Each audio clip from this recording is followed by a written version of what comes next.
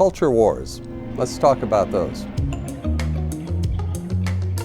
Hi, this is Bert Sperling, the Best Places guy. It's 2025, the new year, and there are lots of things on my radar that I'm going to be watching. There's a great food scene. I'm here in Santa Monica right now. We ended up moving.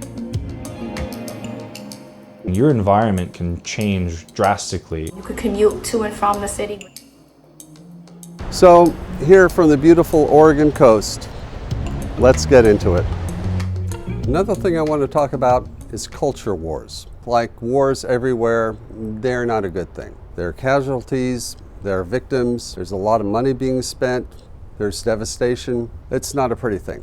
So culture wars are no different. There are culture wars being played out today in states like Texas, Florida, where doctors cannot give certain information to patients, Louisiana, where they are now requiring schools to post the 10 Commandments. So what's happening in these states is they're declaring a war on woke ideas. There are rules, if they're not already in place, they are being proposed that the doctors cannot fully provide the health care that in some cases physicians feel is needed for the health of their patients.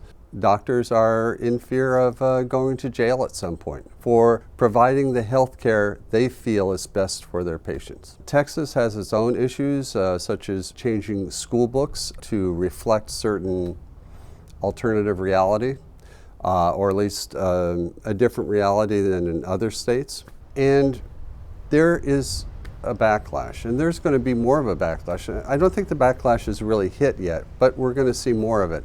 Already, for instance, recent medical graduates aren't going to Florida. They're making a point not to go to Florida because they don't perhaps want to go to jail when they are just trying to practice good medicine. Also, these young doctors-to-be have families themselves. They don't want to raise a family with children in a situation like that. Also at universities, there is a sort of regulations, what can and cannot be taught, and professors are leaving Florida universities for that reason as well. So things are happening, and there might be more of a backlash. I'm going to be paying close attention to that in the coming year to see how this plays out.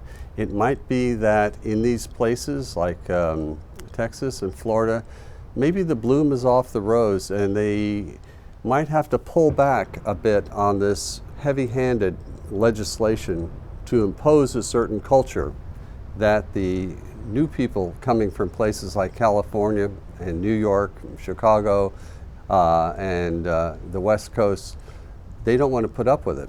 They want to be part of the energy and the economic vitality that they find in Texas and in Florida, but they don't want to put up with the rest of it.